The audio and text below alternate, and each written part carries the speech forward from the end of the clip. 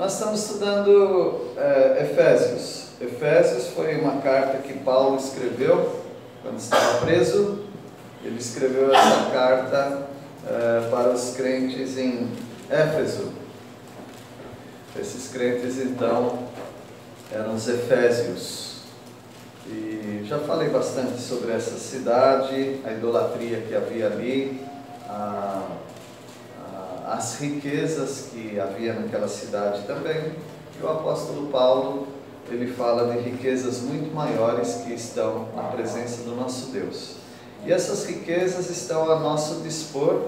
Nós somos herdeiros do nosso Pai Celestial, e ele fala que nós somos ricos em Cristo Jesus. A palavra-chave é uma preposição.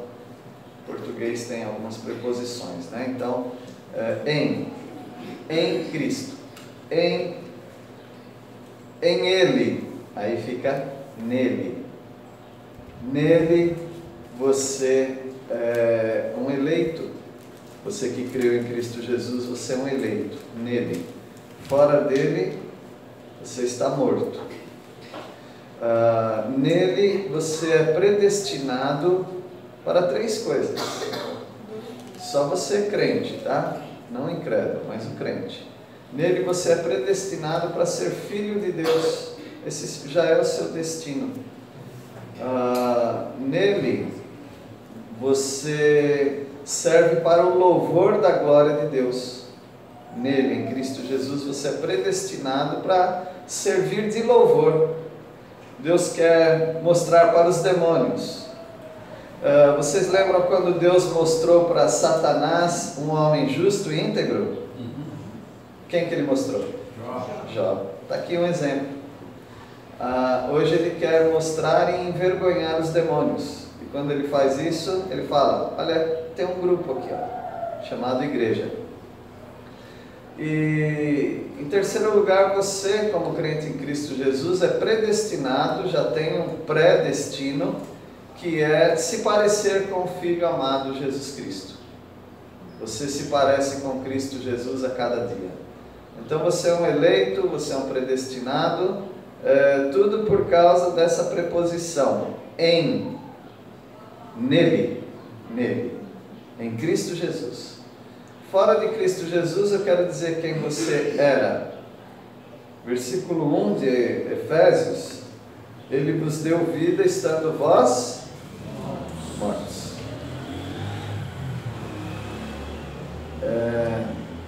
Fora de Cristo Jesus você não é eleito. Fora de Cristo Jesus você não é predestinado. Fora de Cristo Jesus você é morto. Agora aqui, no final do capítulo 1 de Efésios, fala de Jesus Cristo, que Deus o Pai colocou Jesus Cristo como cabeça da igreja. Ele domina sobre todas as coisas, ele é o cabeça da igreja, e ele enche todas as coisas. E por isso nós somos plenos. Plenitude quer dizer completude, estar cheio. Você está cheio de Cristo Jesus na sua vida, cheio de Deus na sua vida. Só você que creu em Cristo Jesus.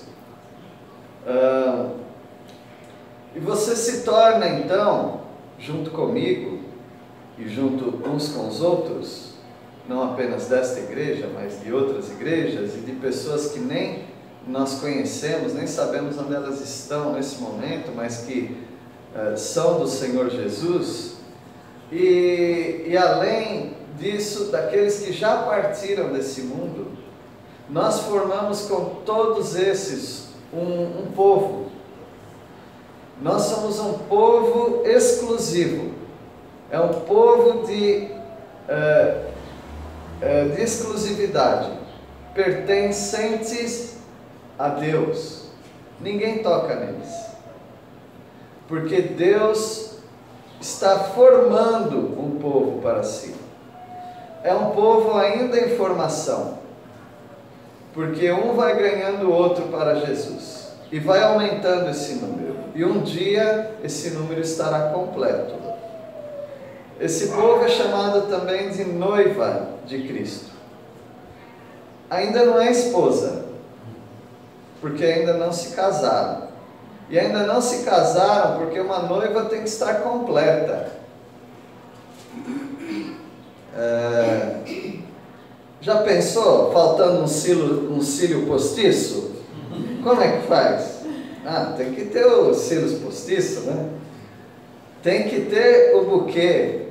Nós temos uma que um dia desses era noiva, agora é esposa, é a Raíssa, né? Faltou alguma coisa? Então não é casada ainda, se faltou.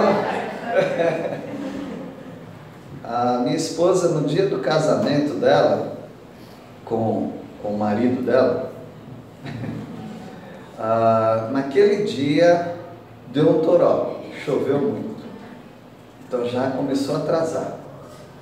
Aí foi colocar o vestido, rasgou o vestido.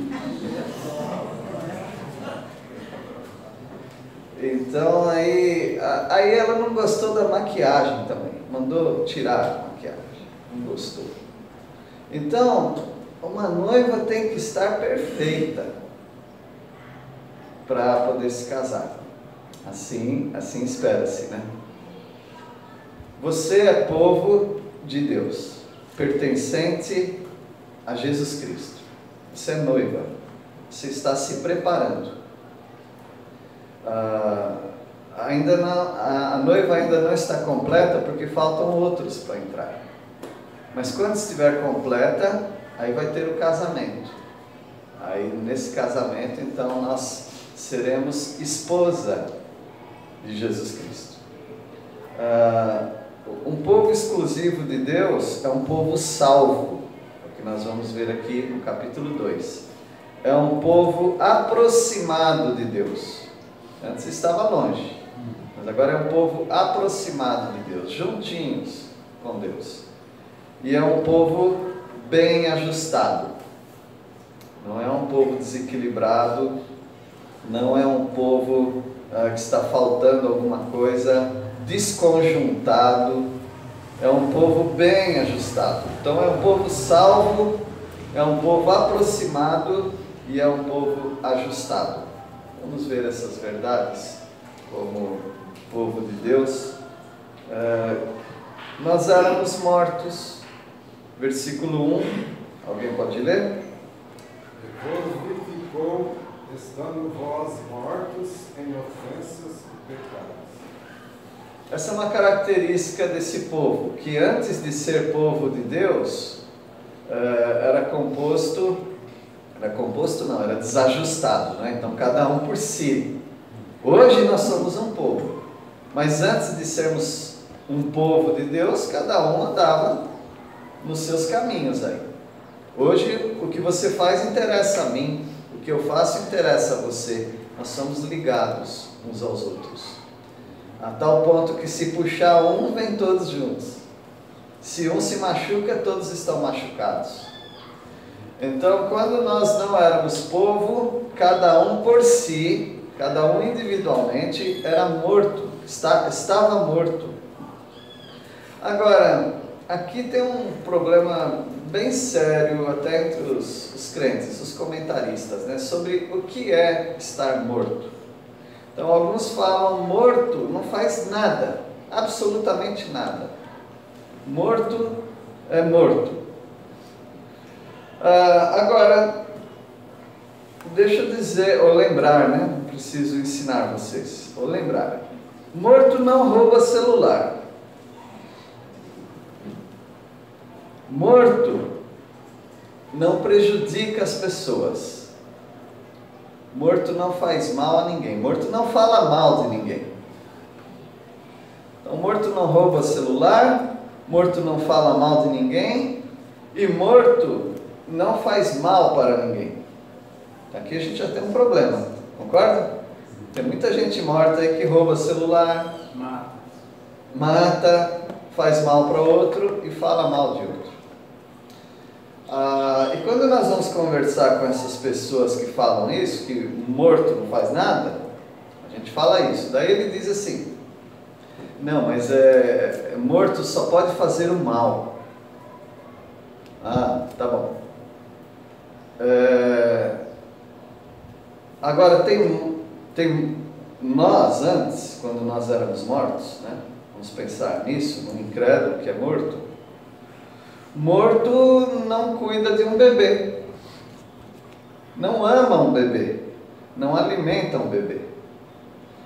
Um morto não faz o bem e benefício para ninguém.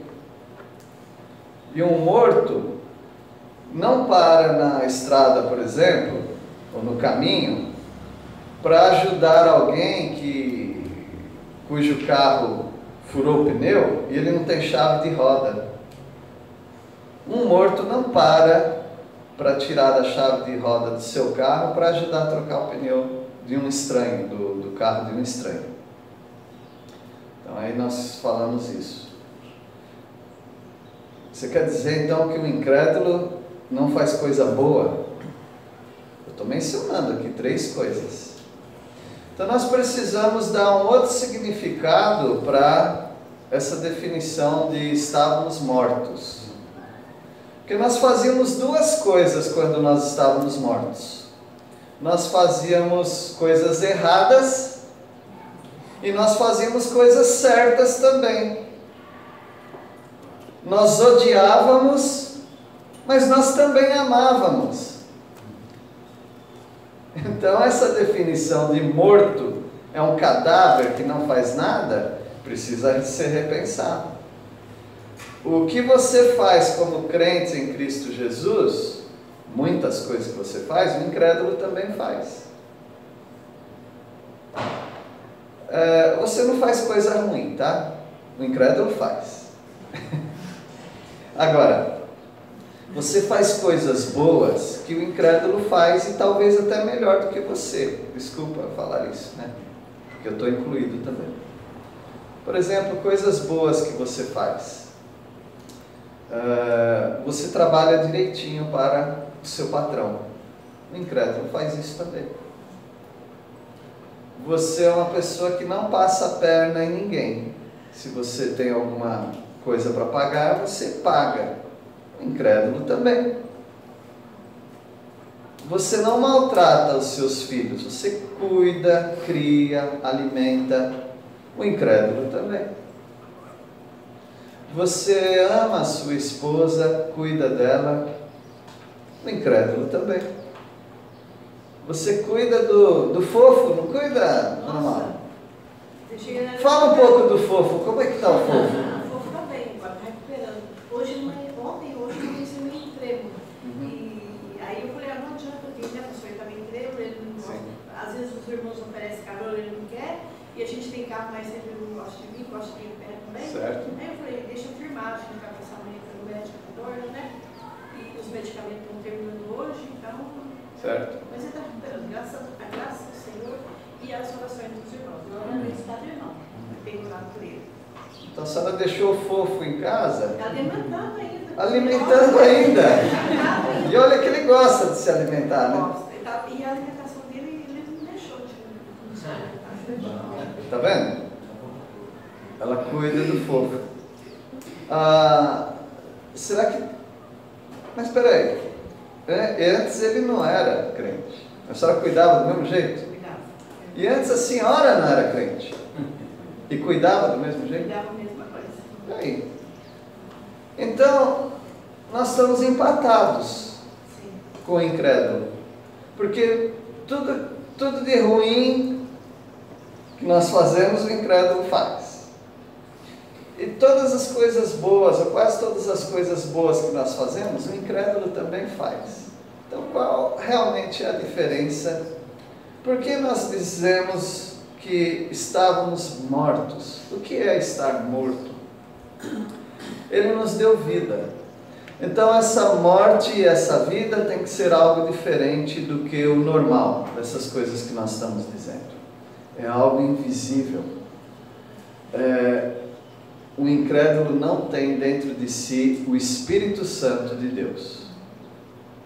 Mas se eu disser que ele tem um pouco de Deus dentro dele?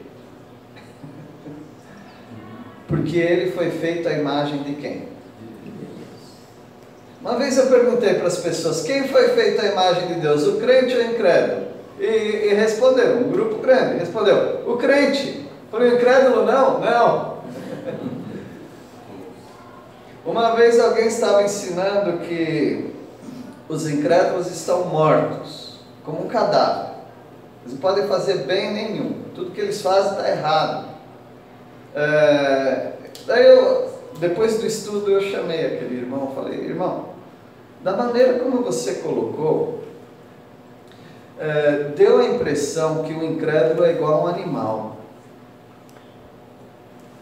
E ele falou, e não é?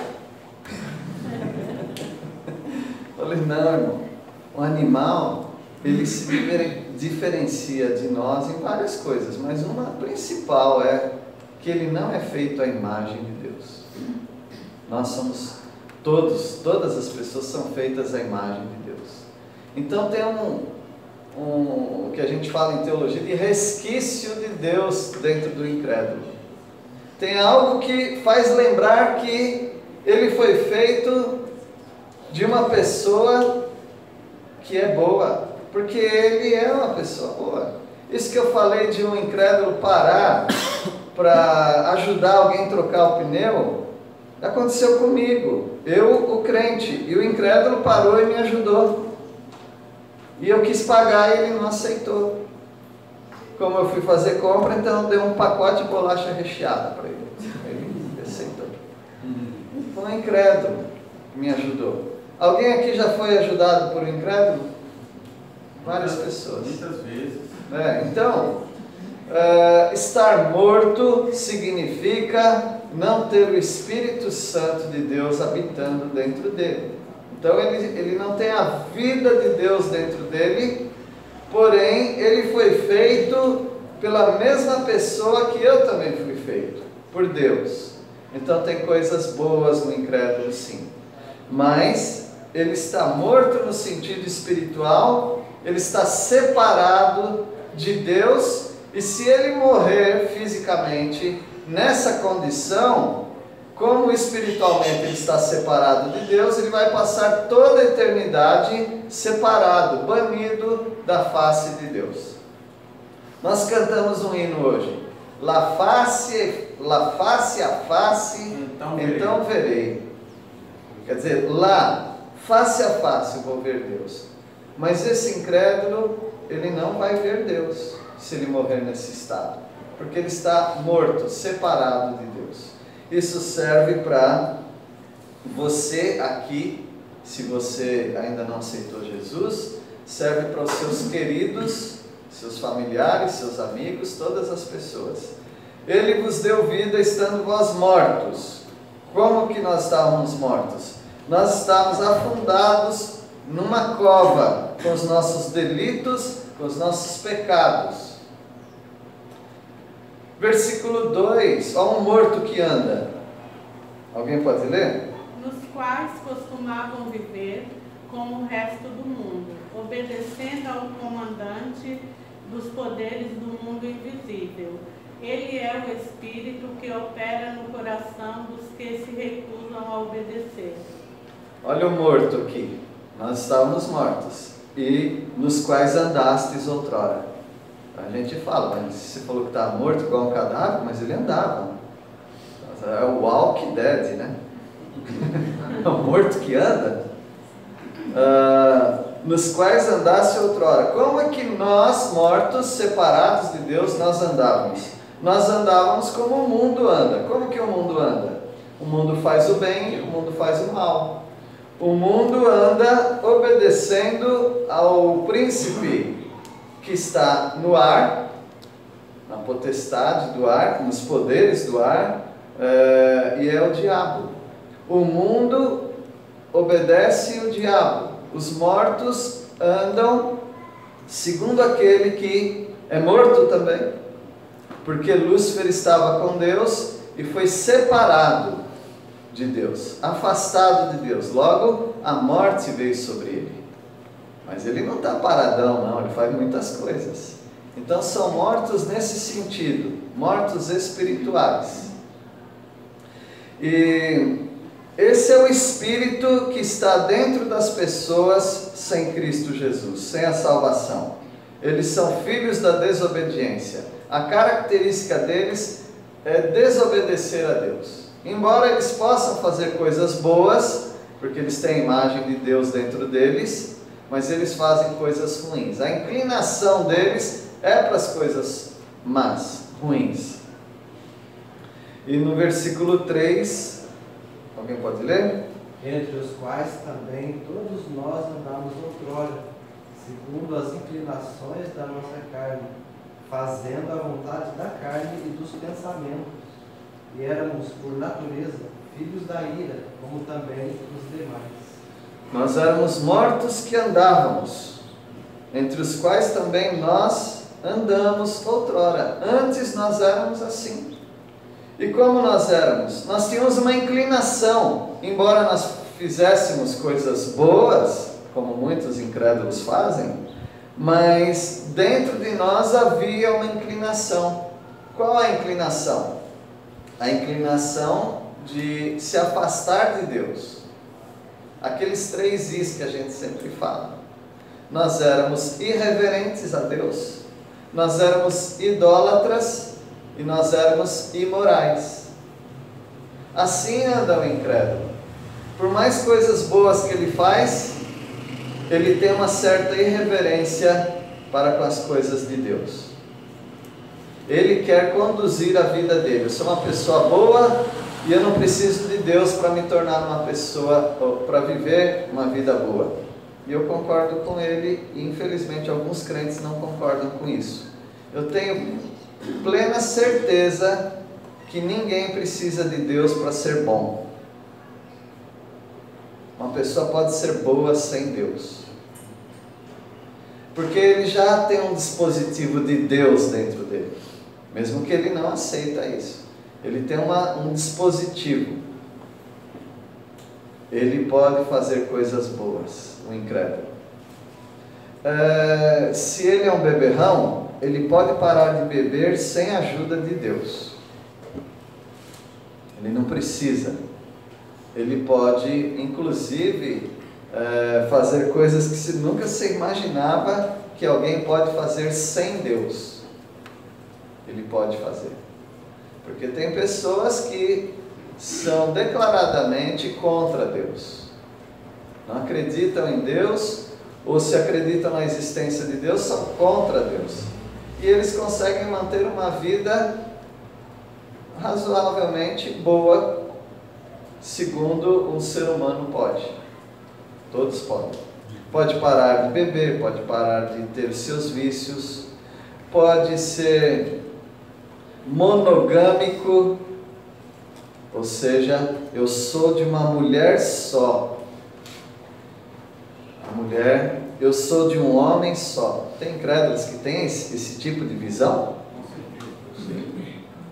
Tem alguns que falam, eu não vou colocar o meu olhar numa outra mulher que não seja minha. Tem incrédulos que são assim. Então, esses que vivem no mundo, eles têm a inclinação para a carne, como eu falei, eles fazem a vontade da carne, eles têm os pensamentos da carne, e por natureza eles estão condenados por Deus. Por natureza eles estão condenados por Deus.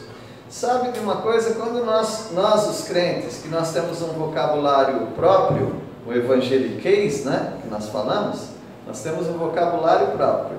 E quando nós falamos coisas da carne, o que vem na sua mente? As obras da carne, né? Feitiçaria, maledicência, várias coisas ruins. Agora, na força da carne, você pode fazer muitas coisas aparentemente boas. Por exemplo, boas obras. Até o nome já tem coisa boa aí. Boas obras.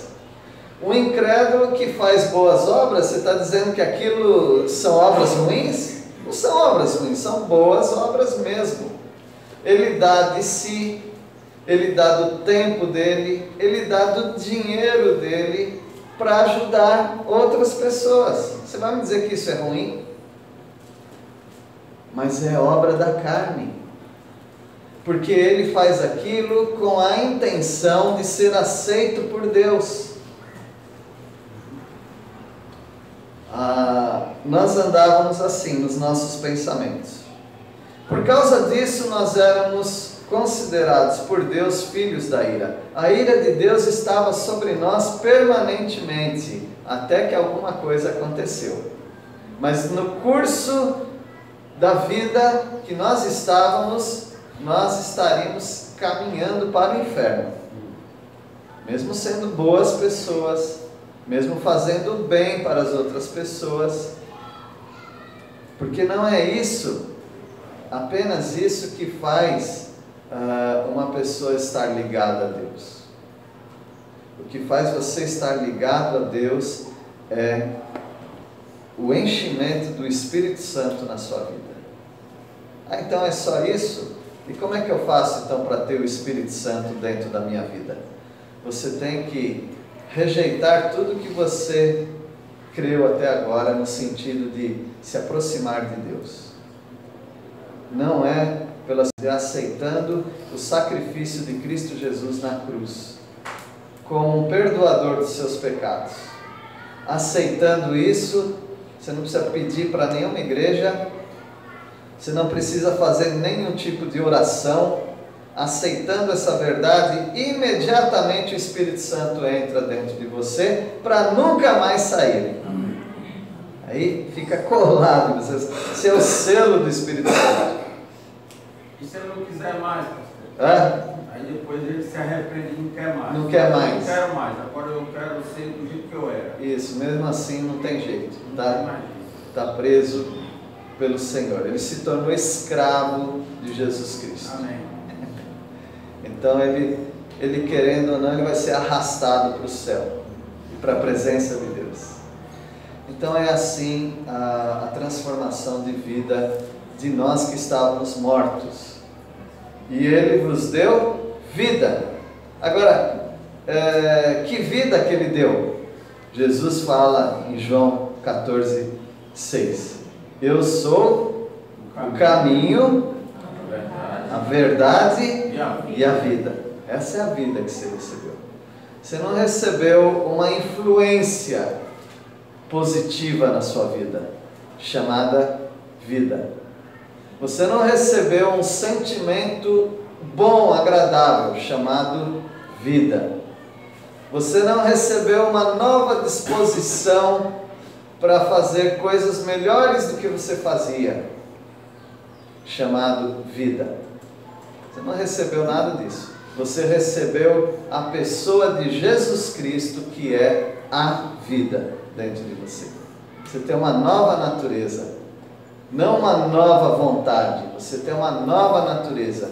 A natureza de Cristo Jesus entrou dentro de você. Você foi transformado numa outra pessoa. Você recebeu vida, a vida em Cristo Jesus. Assim éramos nós. Nós fomos salvos, nós ganhamos uma nova posição. E agora nós somos cidadãos do céu. Nós ganhamos uma nova cidadania. Somos cidadãos do céu. É muito importante cidadania. Há pessoas que moram num país, mas elas não têm a cidadania daquele país. A qualquer momento elas podem ser deportadas. Se elas fizerem alguma coisa, algum deslize, elas são deportadas. Meu filho quis ir para um outro país. E lá ele ganhou uma permissão de residente permanente. Ótimo, é bom. Mas ainda ele não estava seguro, porque ele poderia ser deportado. Mas depois ele entrou em processo e análise e tudo mais, ele ganhou a cidadania. Então ele é cidadão daquele país. Agora, ele é como qualquer outro, um cidadão daquele país, como se tivesse nascido lá. Você como crente em Cristo Jesus, você ganhou uma nova cidadania. Então, você é um cidadão do céu. Agora você faz parte de um novo mundo, que não é esse mundo terreno. Você pode morrer aqui nesse mundo. Você não perde a sua cidadania do céu. Você é transportado para o céu, porque você é cidadão de lá. Versículo 4.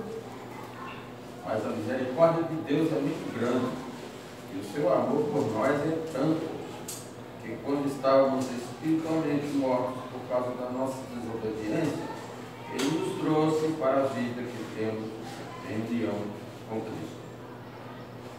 Pela graça de Deus, vocês são salvos. O senhor está lá. Ele leu na Bíblia, ele leu na linguagem de hoje, que junta os versículos. Tá bom. 4 ou 5. Tá bom. Eu vou dizer amém, tá? Você era tudo isso, morto, separado, não era cidadão, poderia ser deportado dessa terra para o inferno, mas mudou a sua história. A sua história foi mudada. Deus, Ele é muito misericordioso. Ele não fez isso com todo mundo, não. Mas então Ele fez com quem? Quem era predestinado para isso? Não, predestinado é só crente. Não tem essa conversa, pelo menos aqui, né, no estudo que a gente está dando. Só crentes. Por que Ele foi misericordioso? Deus, Ele já colocou no plano de salvação o seguinte: quem crer recebe essa misericórdia. Quem não crer não recebe. Mas não é porque Ele não quer dar, porque a pessoa não quer receber. Vai fazer o quê? Então Deus, Ele mostra essa misericórdia para todo aquele que aceitou o plano dele. Ele coloca um plano. Se você quiser se encaixar nesse plano, você recebe a misericórdia. Se você não quiser se encaixar nesse plano, você continua como você está, morto, numa cova de pecados, de delitos e separado de Deus. Mas Deus, sendo rico em misericórdia, por causa do grande amor com que nos amou, o amor de Deus, eu creio assim, está à disposição de todos os mortos. Todos os mortos que quiserem sair desse estado de morte para a vida, eles podem. Porque Deus amou o mundo de tal maneira que deu seu Filho unigênito, para que todo aquele que nele crê não pereça. Ele já está morto, né? Não pereça, mas tenha a vida eterna. Essa é a mensagem. Uma vez conversando com alguém, né, e lendo também, mas Deus não ama todos. Então alguns falam até que Deus odeia o incrédulo, Ele não ama. Então fica difícil, porque eu era incrédulo. Se Ele me odiava, como é que agora Ele me ama? O que mudou? Então, alguma coisa mudou. Em Apocalipse 22,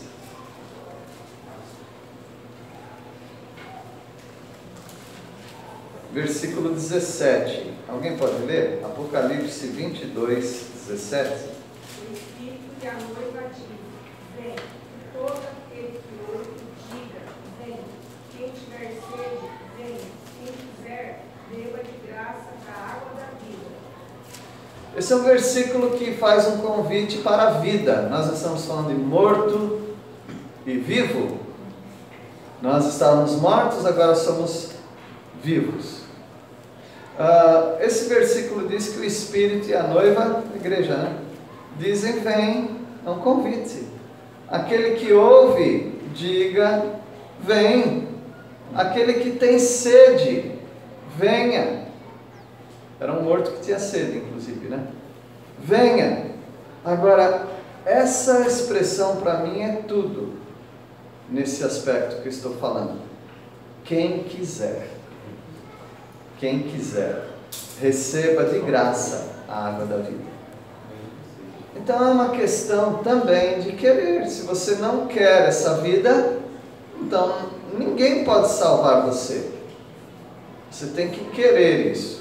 Pastor, você me fez lembrar de uma frase que a gente usa lá no grupo, para evitar o primeiro gole, né?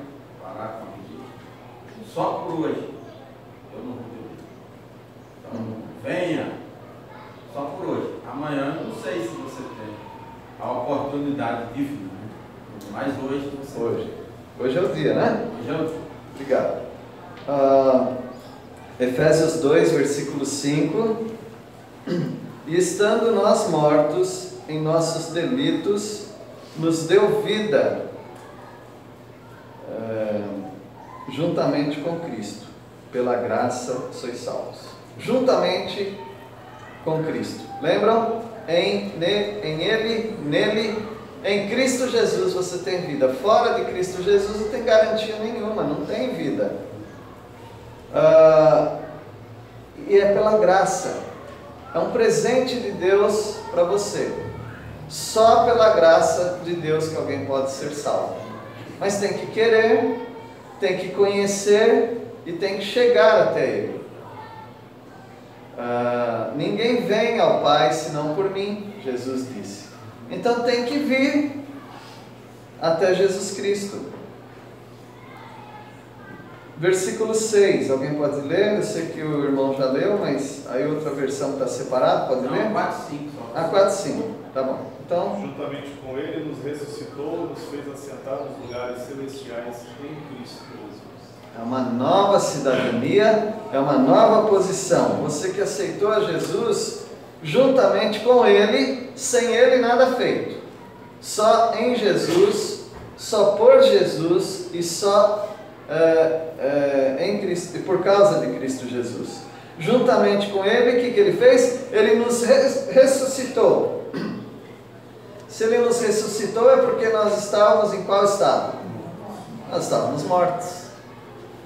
Mas nós fazíamos o bem para as pessoas, mas estávamos mortos. Ajudávamos os outros, mas estávamos mortos.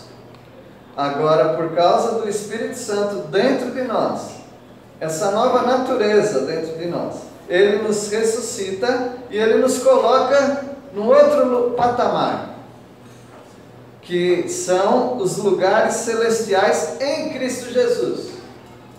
Então eu estou falando com você, mas você não está aqui. Alguém fala, por isso que eu não frequento igreja, só tem doido lá. Eles nem sabem o que eles estão falando. Então, você está aqui temporariamente, mas posicionalmente. A sua posição é que você é cidadão do céu. Por exemplo, uma pessoa que tem a cidadania de um local, ou nasceu naquele local. Você é um brasileiro. Você pode estar em outro país, em outro lugar. Você está lá, mas você não é de lá. Você é daqui. Você é um brasileiro. Então, você que é crente em Cristo Jesus, você está aqui, mas você não é daqui. Você ganhou uma nova cidadania. Então você tem um carimbo no seu passaporte. E você é do céu. Você está na presença de Deus. Para Deus você já está lá.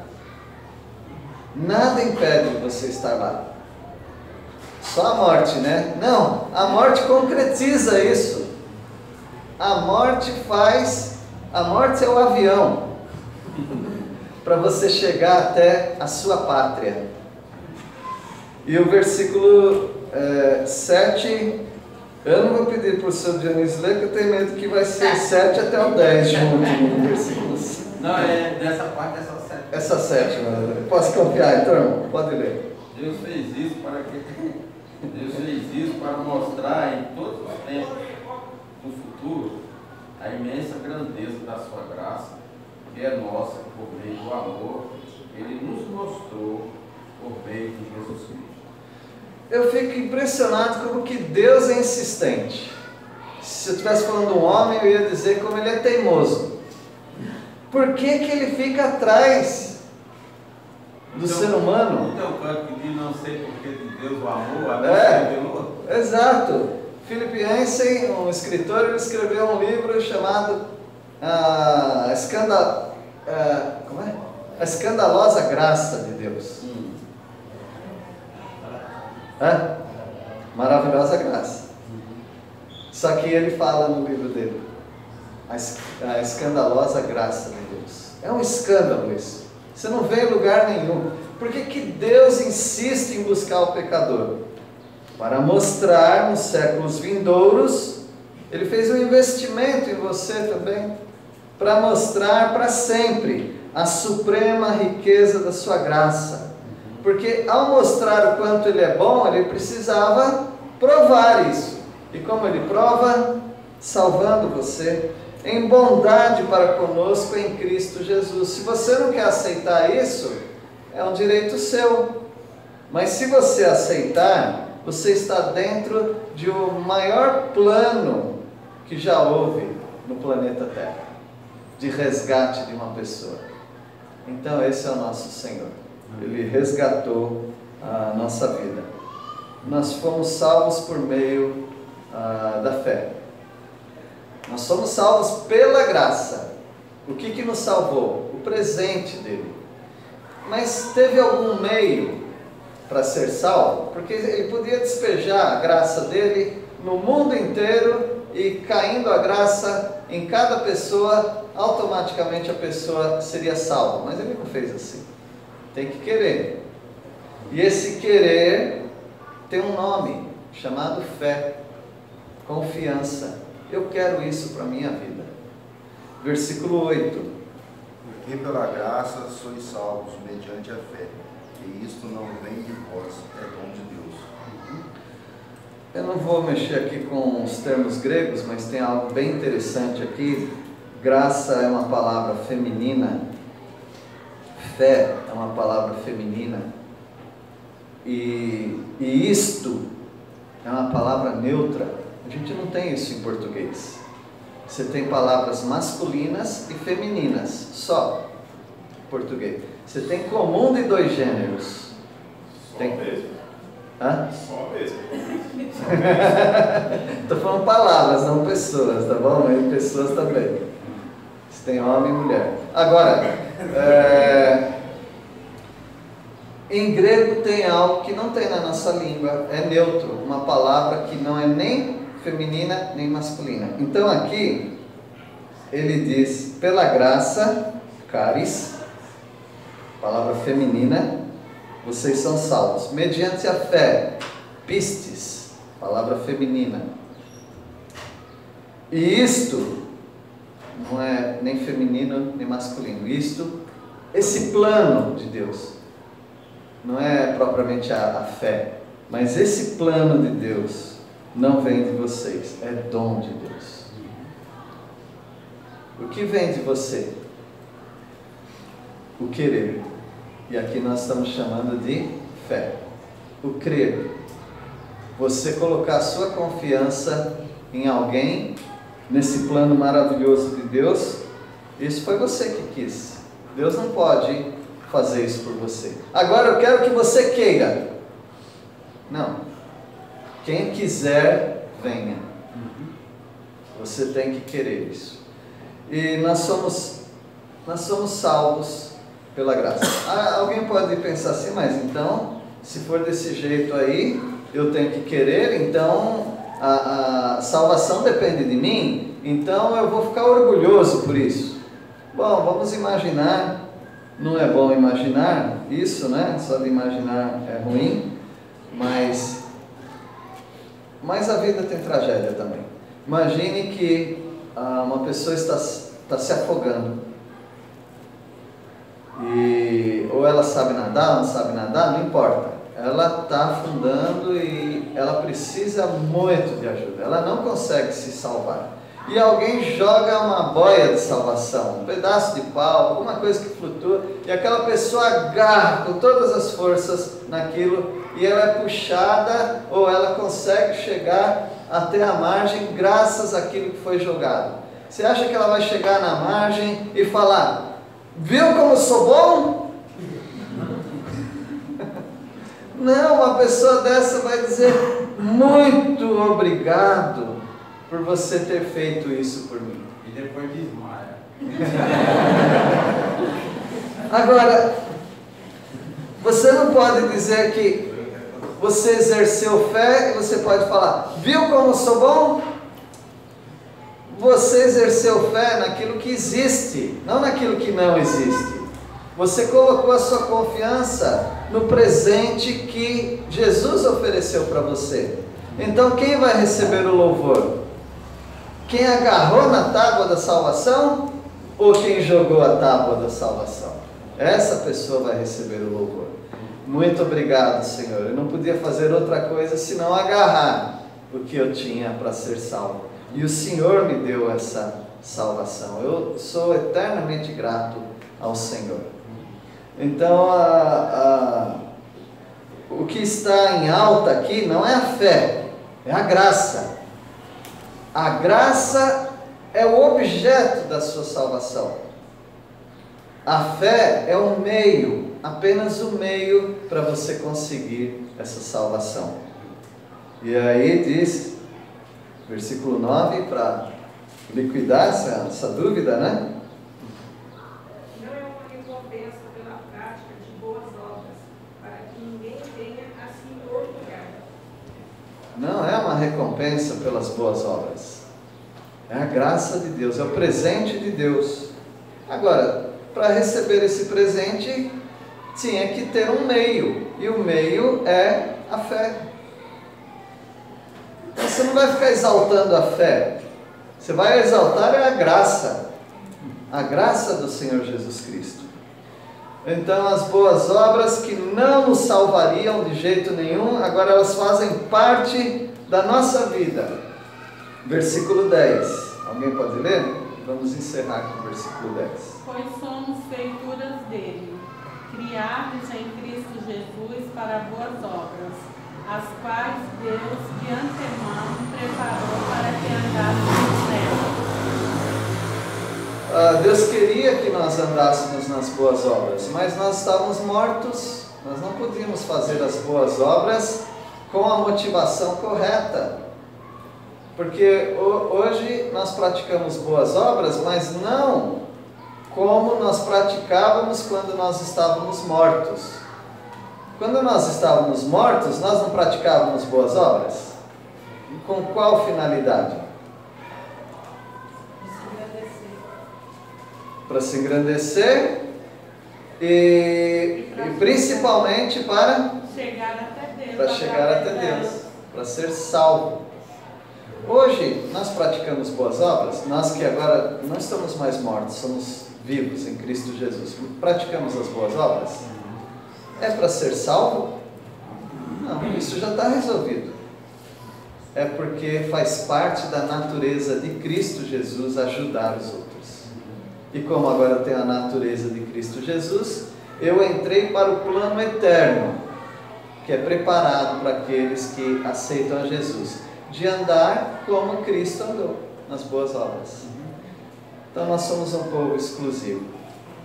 Às vezes parece que a gente é meio orgulhoso, porque as pessoas não entendem essas verdades, então elas falam: vocês são muito orgulhosos, vocês são muito cheios de si. A gente fala: um dia você vai ser cheio de você mesmo. Quando você entender essa mensagem, aí vai parecer que você é cheio de si, mas não é. É certeza que Ele me dá. Que Deus abençoe os irmãos que estavam mortos, agora estão vivos em Cristo Jesus. Vamos orar.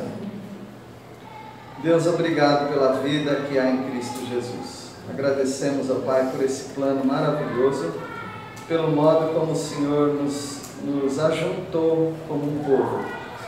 Fomos salvos, nos aproximamos do Senhor e nós vivemos uma vida para Ti. Nós Te agradecemos por isso, Pai. Obrigado por esse estudo em Efésios, que o Senhor abençoe a cada irmão para que compreenda a Tua mensagem. Se há alguém, ó Deus, que ainda não entregou sua vida a Jesus, que essas palavras também ajudem essas pessoas a compreender a salvação. Nós oramos em nome de Jesus. Amém. Amém.